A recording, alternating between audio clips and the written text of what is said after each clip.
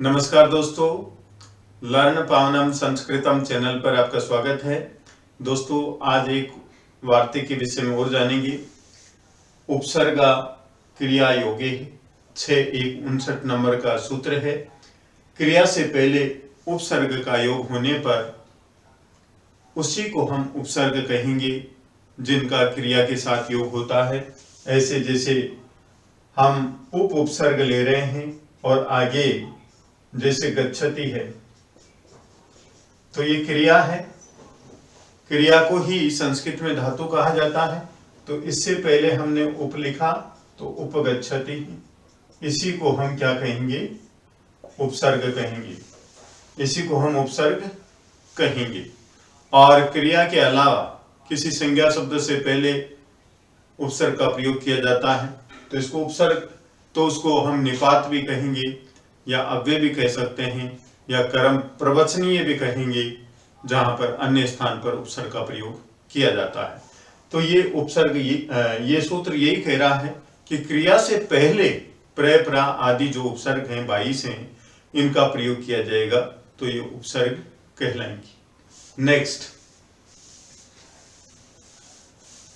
Next है भुवादयो धातवः।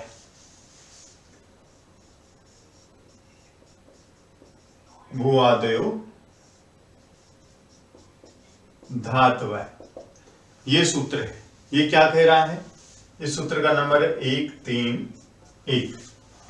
भू आदि धातु कहलाती है, जैसे चलना, फिरना, हंसना, देखना, सुनना, जाना आदि जो क्रियाएं होती हैं, भू आदि क्या होती हैं?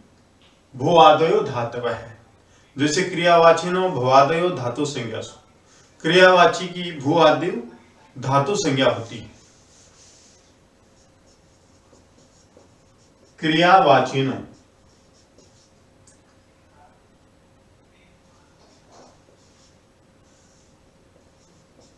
भवादयो धातु संज्ञा सु।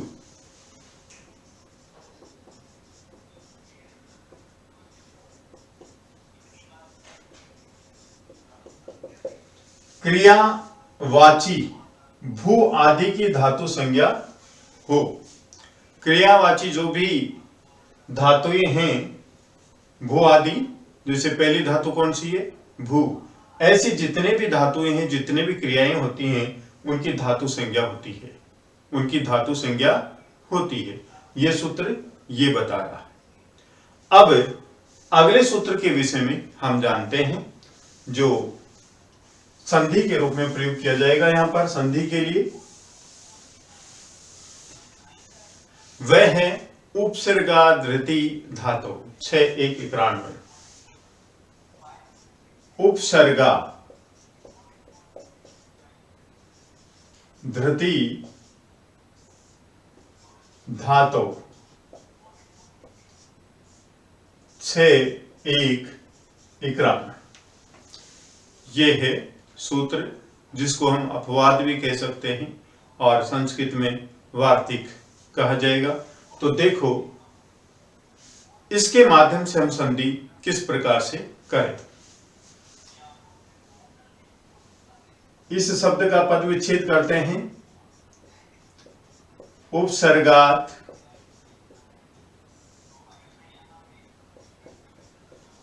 रीति धातु।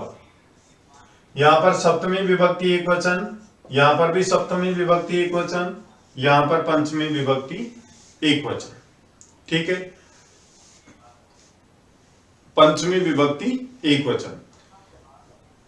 अब इसकी वृत्ति देखिए। वृत्ति क्या है? अवर्णांतात उपसर्गात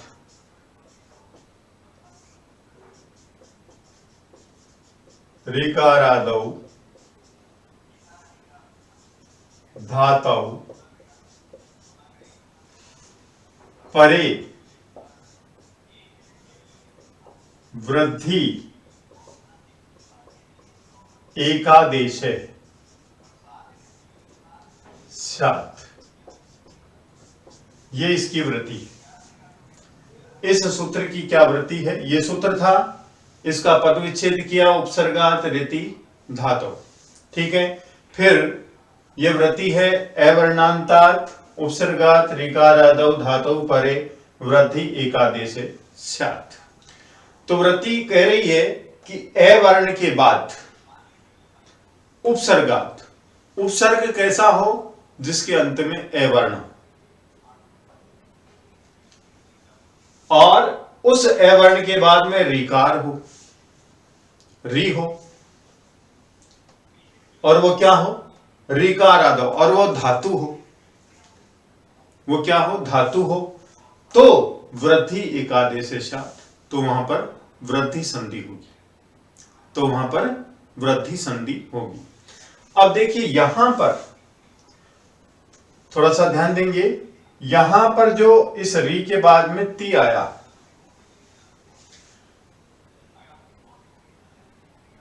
ये ती जिसको बोलेंगे हम तपर, ये तपर ये कह रहा है कि इस तपर के पहले जो री है ये ऋस्व होगा। ये क्या होगा? ऋस्व री होगा, ऋस्व री होगा। क्योंकि री के बाद में तपर आया है, तो ये तपर ये कह रहा है कि मेरे पहले आने वाला री यह ऋस्व होगा, दीर्घ नहीं होगा। तपरस तत्काल से के अनुसार तैसे पहले, इस तपर से पहले जो स्वर आ रहा है री, ये ऋस्व होगा, ये ऋस्व होगा। और आद गुण है से यहां पर आत की अनुवृत्ति आती है।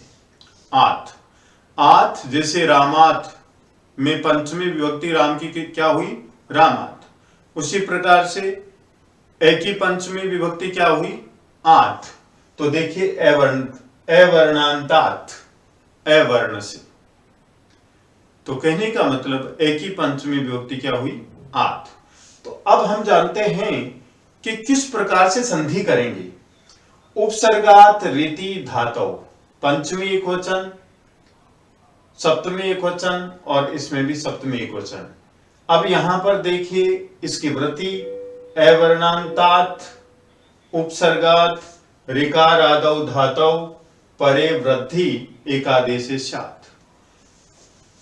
अब ये कह रहा है कि उपसर्ग यहां पर हो, और ये उपसर्ग कैसा हो? ए वर्ण हो, इसमें इसका अंतिम वर्ण क्या हो? ए हो।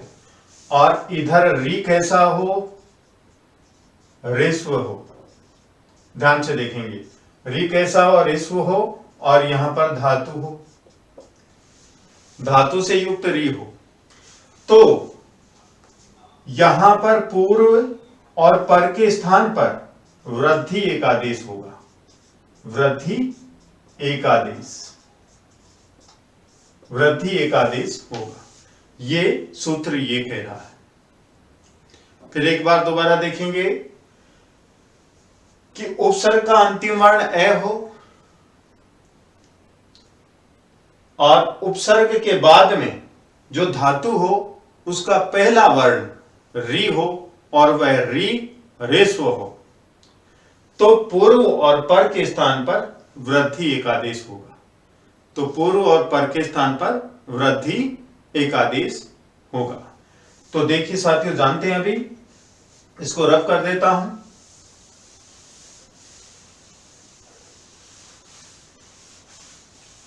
केवल उदाहरण लिख रहा हूं। उपसर्ग कैसा हो? जिसके अंतिम वर्ण क्या हो? ए हो, या इसको आत भी बोल देते हैं। ये लो, आत हो, और इधर री हो, कैसा हो? ऋस्व हो, और किससे युक्त हो? धातु से युक्त। जैसे उदाहरण दे रहा हूं यहां पर, उदाहरण प्रे धन ऋच्छति। यह उदाहरण प्रे धन ऋच्छति। प्रे देखिए, पै रे और ए, धन, ऋ और क्षति। ठीक है। अब देखिए उपसर्ग। उपसर्ग क्या है? प्रत्यय। इसका अंतिम वर्ण क्या है? ए। अंतिम वर्ण क्या होगा? ए होगा। यहां पर ए लिख देता हूं जिससे आपको कंफ्यूजन नहीं हो। ए। और जो ये धातु है ऋ क्षति, इसका प्रथम वर्ण क्या है? री। तो इस पूर्व और पर, पूर्व परयो एक है, आदेश है। पूर्व पर के स्थान पर वृद्धि एक आदेश होगा, ऐसा ये सूत्र कह रहा है। ऐसा ये सूत्र कह रहा है। लेकिन यहां पर ए है और री है, आद गुण है के अनुसार यहां पर गुण संधि होती है। लेकिन इस वार्तिक के अनुसार यहां पर गुण संधि नहीं होगी, वृद्धि रेख आदेश होगा। आपसे पूछा जाए कि इसमें कौन सी संधि है, तो आपका उत्तर होगा वार्तिक है और उपसर्गा धृति धातु से यहां पर वृद्धि एक आदेश हुआ है। वृद्धि एक आदेश हुआ है। तो देखिए वृद्धि के कौन कौन से वर्ण प्राप्त होते हैं हमें? आ, आई और अब। यहां पर आ का उच्चारण स्थान कंठ है, आई का उच्चारण स्थान कंठ और तालु है, और औ का उच्चारण स्थान कंठ और ओष्ठ है। कंठ और ओष्ठ है।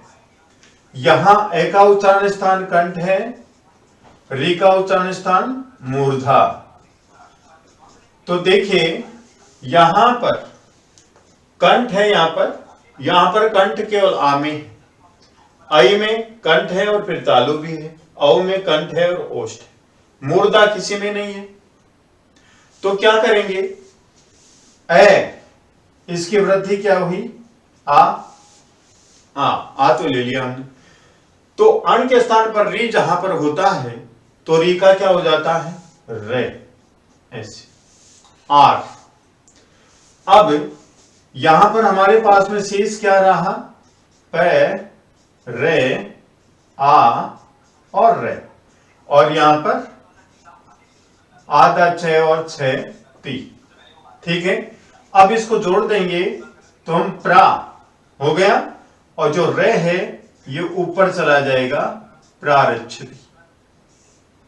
ये हमारी संधि बनी। तो यहां पर आपको पूछा जाए कि कौन सी संधि है, आप कहेंगे वार्तिक है और उपसर्गा धृति धातु से वृद्धि एक आदेश हुआ है, वृद्धि संधि। ठीक है दोस्तों। अब आगे देखिए और उदाहरण।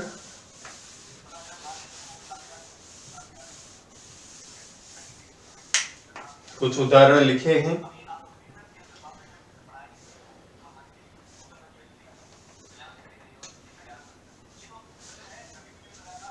जैसे प्रे,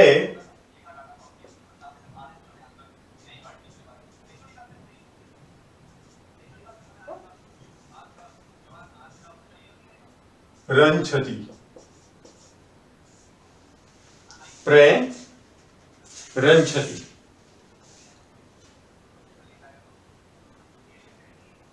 कन्या रंजते,